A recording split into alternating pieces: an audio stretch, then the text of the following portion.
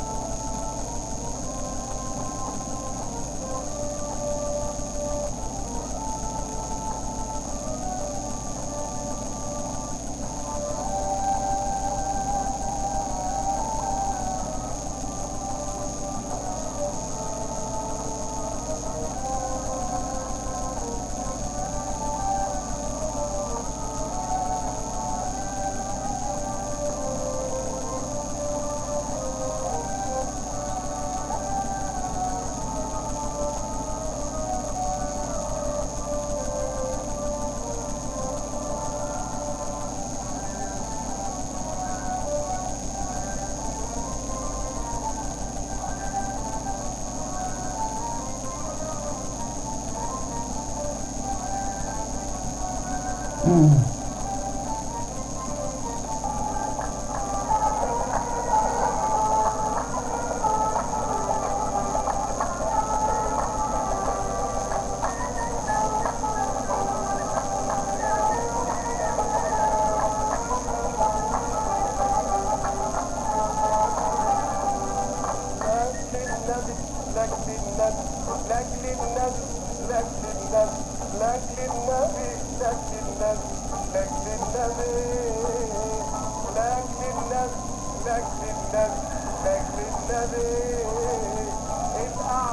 حلوة والنبي عند النبي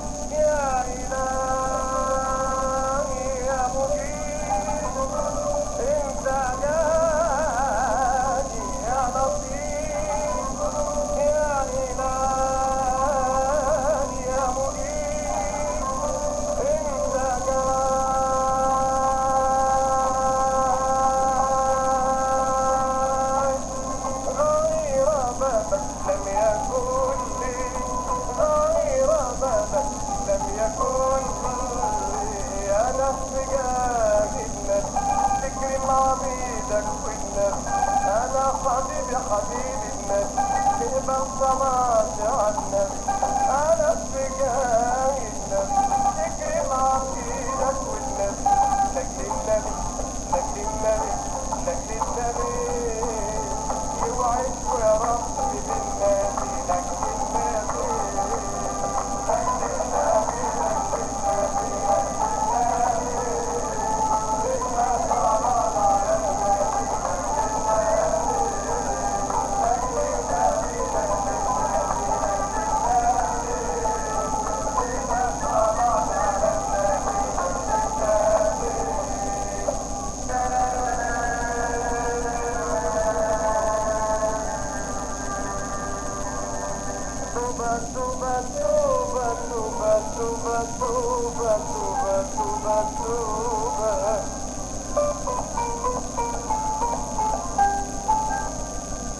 على كل عام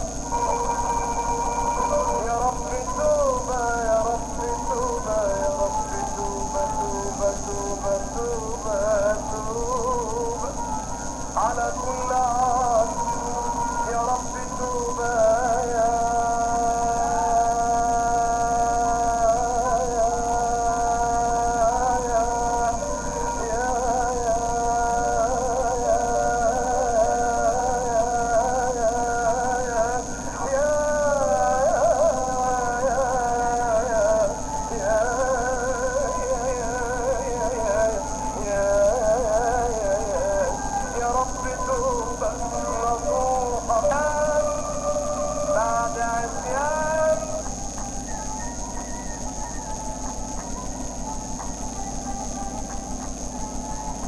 بسم الله الرحمن الرحيم،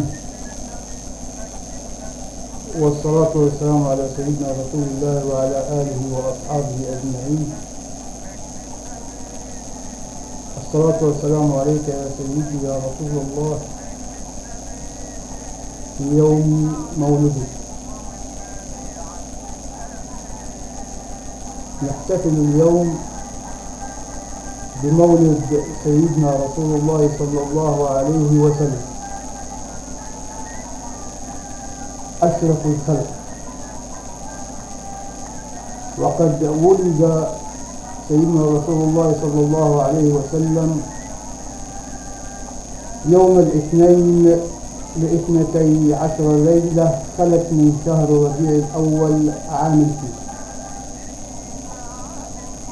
فلما وضعته أمه أرسلت إلى جده عبد المطلب أنه قد ولد له غلام فأتيه فانظر إليه، فأتاه فنظر إليه. ويزعمون أن عبد المطلب أخذه فدخل به الكعبة فقام يدعو الله ويشكر له ما أعطاه، ثم خرج به إلى أمه فدفعه إليها،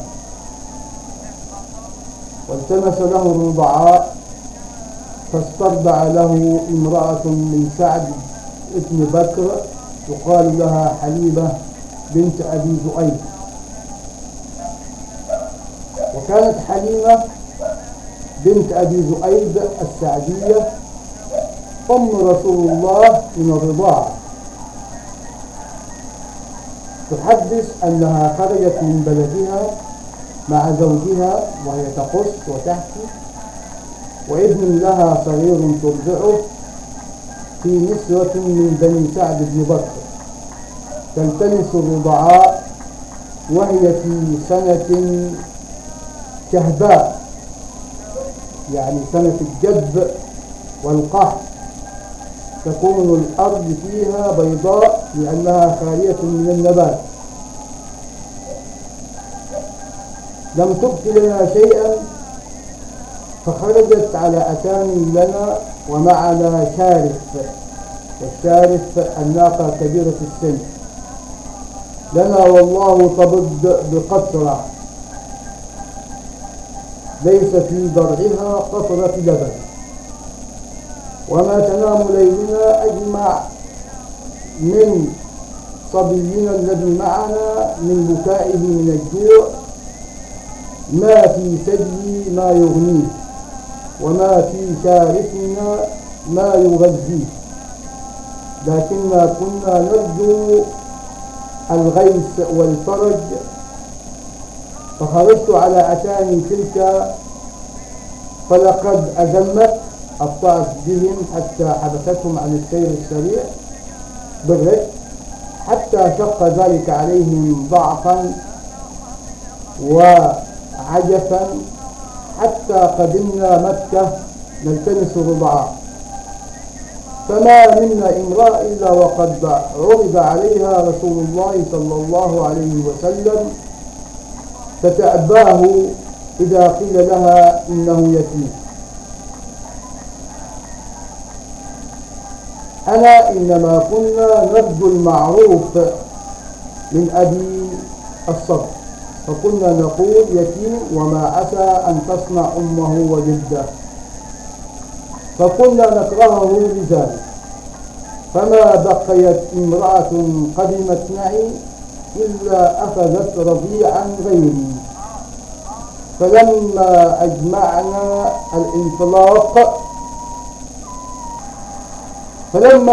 الانطلاق قلت لصاحبي: والله إني لأكره أن أرجع من بين صواحبي ولم آخذ رضيعا. وهذا قول حليم السعدي: والله لأذهبن إلى ذلك اليتيم فلأخذنه. قال: لا عليك أن تفعلي، عسى الله أن يجعل لنا فيه بركة. قالت: فذهبت إليه فأخذته، ما حملني على أخذه إلا أني لم أجد غيره، فلما أخذته رجعت به إلى رحلي، فلما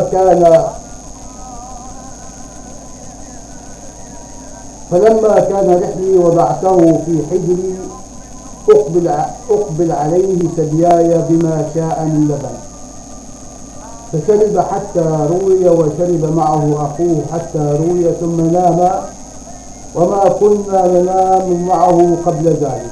فقام زوجي إلى شارفنا تلك، فإذا أنها لحافل ممتلئة الضرع باللبن، فحلب منها ما شرب وشربت معه حتى انتهينا غيا وشبعا، فبتنا بخير ليلة. يقول صاحبي حين أصبحنا: تعلمي والله يا حليمة لقد أخذت نسمة مباركة. فقلت: والله أني لأرجو ذلك. ثم خرجنا وركبت أتاني وحملته عليها معي، فوالله لقطعت جواب الخيل تقطيعا، أي خلفها ومضى،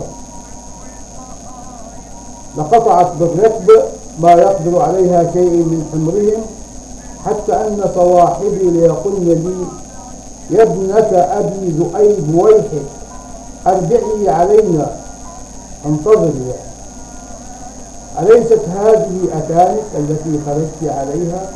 فأقول لهن: بلى والله إنها لهي. فيقولن: والله إن لها لشأنا. قالت: ثم قدمنا منازلنا من بلاد بني سعد، وما أعلم أرضا من أرض الله أجدب منها، جداء. فكانت غنمي تروح على حين قدمنا به معنا شباعا لينا غزيرات اللبن، فنحلب ونشرب، وما يجلب إنسان قطرة لبن ولا يلدها في ضرع، حتى كان الحاضرون من قومنا يقولون لرعيانهم: ويلكم أسرحوا حيث يسرح راعي بنت أبي ذؤيب، فتروح أغنامهم جياعا لا تبض بقطرة لبن، وتروح غنمي شباعا لبنا. فلم نزل نتعرف من الله الزيادة في الخير حتى مضت سنتاه وفصلته. تقصد سيدنا رسول الله صلى الله عليه وسلم. فقدمنا به على أمه ونحن أحرص شيء على مكثه فينا لما كنا نرى من بركته. فكلمنا أمه وقلنا لها لو تركت بني عندي حتى يغلظ فإني أخشى عليه وباء مكة. قالت فلم نزل بها حتى ردته معنا فرجعنا به. وقد كان صلى الله عليه وسلم يقول لأصحابه أنا أعربكم أنا قرشي واسترضعت في بني سعد ابن بكر. ثم كان مع أمه آمنة بنت وهب وجده عبد المطلب بن هاشم في كلاءة الله وحفظه ينبته الله نباتا حسنا لما يريد به من كرامته. فلما بلغ 6 سنين توفيت أمه بالأبواء بين مكة والمدينة. كانت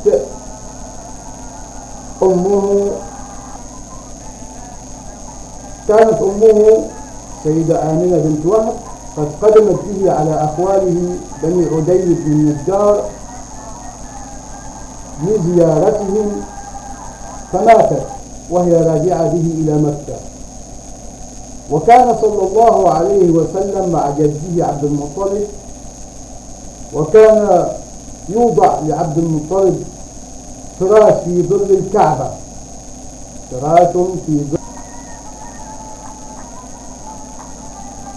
وكان يوضع لعبد المطلب فراش في ظل الكعبة، وكان بنوه يجلسون حول فراشه ذلك حتى يخرج إليه، لا يجلس عليه أحد من بنيه إجلالا له. فكان رسول الله صلى الله عليه وسلم يأتي وهو غلام جفر حتى يجلس عليه، فيأخذه أعمامه ليؤخروه عنه، فيقول عبد المطلب إذا رأى منهم ذلك دعوا ابني فوالله إن له لشأنا، ثم يجلسه معه عليه ويمسح ظهره بيده ويسره ما يراه يصنع. فلما بلغ رسول الله 8 سنين مات عبد المطلب، وكان أبو طالب هو الذي يلي أمر رسول الله بعد جده، فكان إليه ومعه.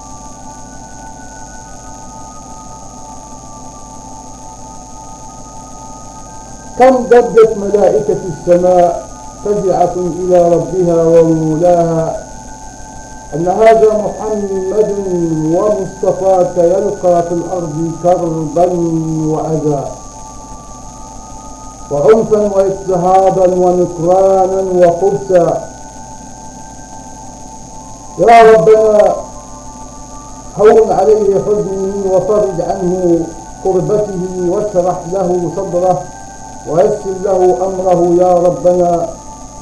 لا إله إلا أنت في عليائك وسمائك يا ذا الجلال والمهابة، لن نكف عن النظر إلى عرشك، مسبحين بحمدك مصلين على نبيك محمد. ها هو ذا يا ربنا يشقى إنه يبكي إنه يحزن يا ربنا محمدا بل حنانا من لدنك يا مولانا علينا وعليه. نحن في مأتمنا لا نملك إلا عبادتك والرجاء إليك، وهو في موكب الحزن يخضع لأوامرك. يا أيها الرسول بلغ ما أنزل إليك من ربك، وإن لم تفعل فما بلغت رسالته والله يعصمك من الناس. إذن ماذا فعل بك الناس يا رسول الله؟ بل ما بال السماء وقد شق ضجيج الملائكة عنانها، وحيثما ركعوا وسجدوا وسبحوا فإن سمة صرخة في الأرض تنطلق إلى عمق السماء من خلال العناء والشقاء. اللهم إليك أشكو ضعف قوتي وقلة حيلتي وهواني على الناس يا أرحم الراحمين. أنت رب المستضعفين، وأنت ربي. إلى من تكلني؟ إلى بعيد يتجهمني أم إلى عدو ملكته أمري؟ إن لم يكن بك علي غضب فلا أبالي، ولكن عافيتك هي أوسع لي. أعوذ بنور وجهك الذي أشرقت له الظلمات وصلح عليه أمر الدنيا والآخرة من أن تنزل بي غضبك أو يحل علي سخطك. لك العتبى حتى ترضى، ولا حول ولا قوة إلا بك. إذن من أنت يا سيدي يا رسول الله؟ قد جاءكم من الله نور وكتاب مبين، فكيف إذا جئنا من كل أمة بشهيد وجئنا بك على هؤلاء شهيدا؟ لقد جاءكم رسول من أنفسكم عزيز عليه ما عنتم حريص عليكم بالمؤمنين رؤوف رحيم. من أنت يا رسول الله؟ والله تعالى لن ينادك إلا بلقب يشعر بالتعظيم. يا أيها الرسول بلغ ما أنزل إليك من ربك. يا أيها المزمل قم الليل. يا أيها المدثر قم فأنذر. على حين نادى غيرك من الأنبياء بأسمائهم: يا آدم اسكن أنت وزوجك الجنة. يا نوح إنه ليس من أهلك. يا إبراهيم أعرض عن هذا. يا موسى إني اصطفيتك. يا زكريا إنا نبشرك بغلام. يا يحيى خذ الكتاب بقوة. يا عيسى إني متوفيك.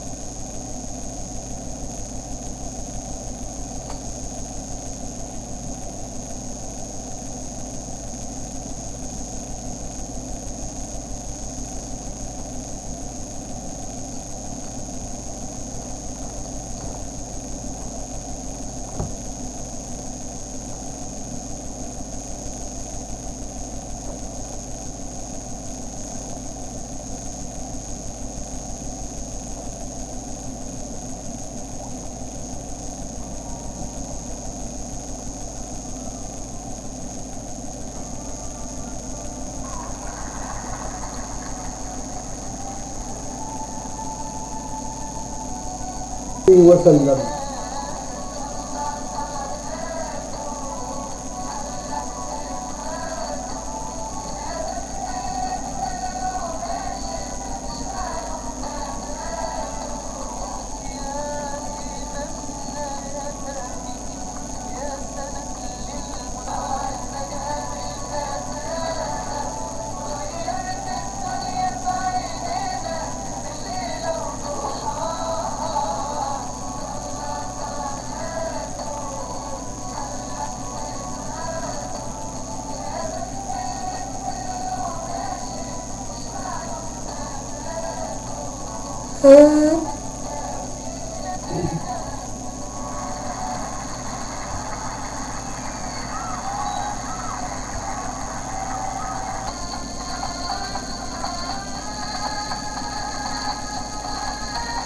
وكانت فرصة الطفل الصغير وهو يشق المسافات الطويلة في البادية ويتحمل علاء السفر ومشقة الطريق، وكلما مرت القافلة وأوغلت في الصحراء ولم تظهر لها غير الأرض والسماء أن يفكر في صاحب هذا الملك الكبير وقوة ذلك الإله القدير، ويقطع هدوء الجزيرة صوت الله بالمدوي: يا للعرب يا للعرب، فاقتلوا هذا الغلام واقتلوني معه، فواللات والعزى لئن كب هذا الغلام وأدرك ليبدلن دينكم وليسفهن أحلامكم وليأتينكم بدين لم تسمعوا بمثله قط. طفولة هي معذبة يا سيدي يا رسول الله، تواجه بالتهديد بالقتل، ولكنهم نور الساطع المبين والفضل الذي يمحي الظلمة، يشق دياجيرها ويغشى فجاجها. ويوم المشهود يا سيدي يا رسول الله يوم بلغت 40، بل وهو يوم الإنسانية كلها، هو يومنا وأمسنا وغدنا، لا بل هو أولنا وآخرنا ومصيرنا. يوم لقائك مع جبريل عليه السلام: اقرأ باسم ربك الذي خلق، خلق الإنسان من علق، اقرأ وربك الأكرم الذي علم بالقلم، علم الإنسان ما لم يعلم. ومضيت يا سيدي يا رسول الله، يتوالى إليك الوحي ويؤمن بك من هم حولك، ولكن ما بال الوحي يفتر عنك فترة من الزمن حتى شق ذلك عليك وأحزنك 2.5 وأنت تتلهف وتترقب، والمشركون من حولك يقولون: لقد انقطع الوحي. ثم ماذا يا رسول الله؟ لقد جاءك جبريل وبسورة الضحى يقسم لك ربك وهو الذي أكرمك بما أكرمك أنه ما ودعك وما خلاك وما هجرك، فقال تعالى: والضحى والليل إذا سجى ما ودعك ربك وما قلى.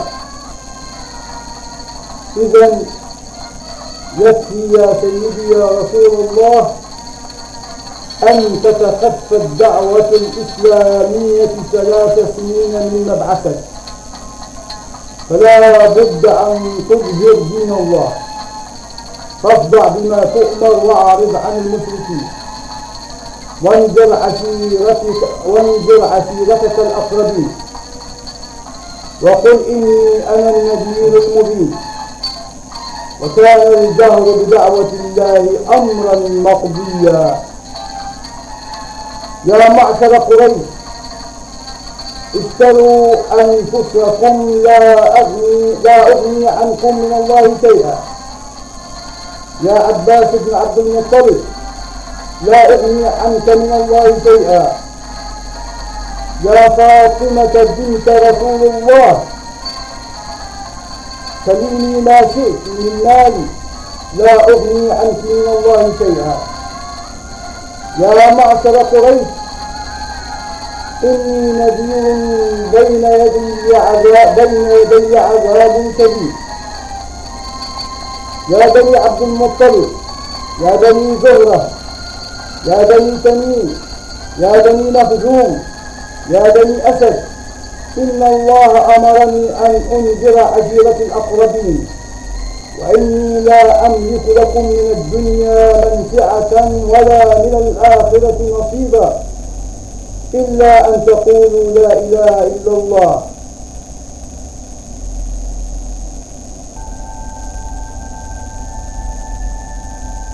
هذه رسالتك يا سيدي يا رسول الله، فقد أضاءت السماء والأرض، وقد جئت رحمة للعالمين. فالصلاة والسلام عليك يا سيدي يا رسول الله في يوم مولدك، فقد تحملت كثيرا وقد جاهدت كثيرا،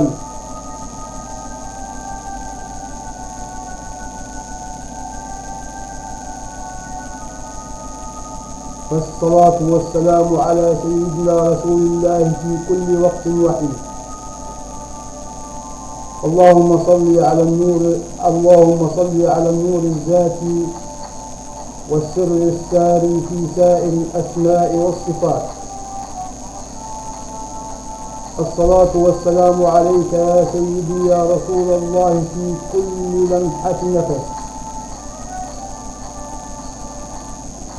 اللهم صل على نور الأنوار وسر الأسرار وترياق الأغيار سيدنا محمد المختار وآله الأطهار وأصحابه الأخيار عدد نعم الله وأفضاله.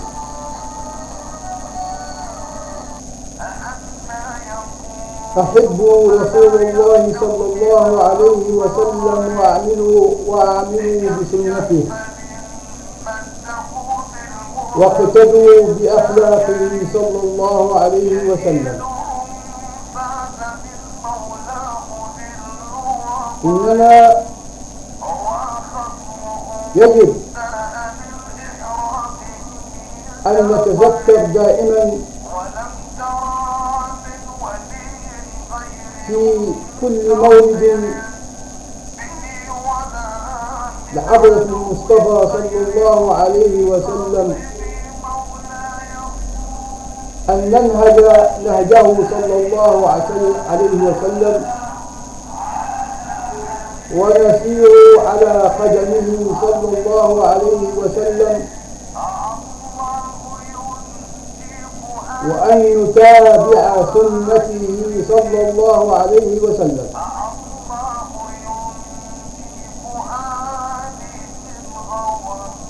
اشتاقوا إلى الحبيب المصطفى صلى الله عليه وسلم،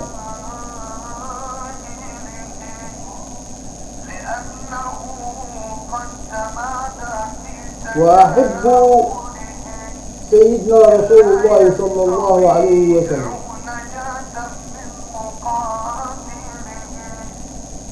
وأقيموا سنن سيدنا رسول الله صلى الله عليه وسلم.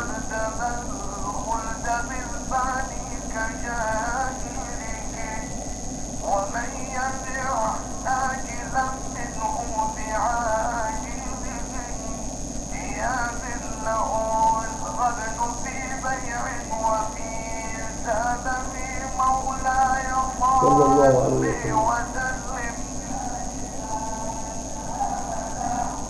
غزوا وجدانكم بالحبيب المصطفى صلى الله عليه وسلم.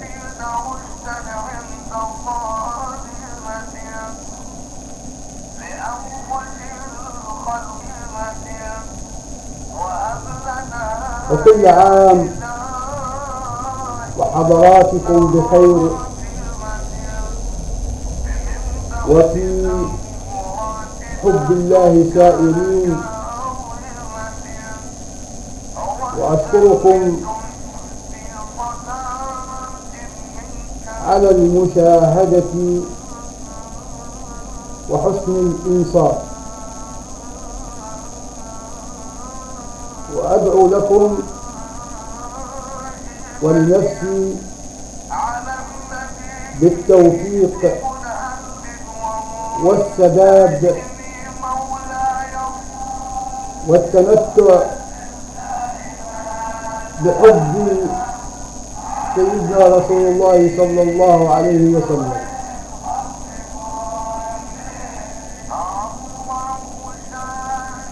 اللهم صل وسلم وبارك على سيدنا ومولانا محمد شجرة الأصل النورانية ولمعة القبضة الرحمانية وأفضل الخليقة الإنسانية وأشرف الصورة الجسمانية ومعدن الأسرار الربانية وخزائن العلوم الاصطفائية وصاحب القبضة الأصلية والبهجة السلمية والرتبة العلية من اندرج في النبيين تحت لوائه فهم منه وإليه. وسلم تسليما كثيرا والحمد لله رب العالمين.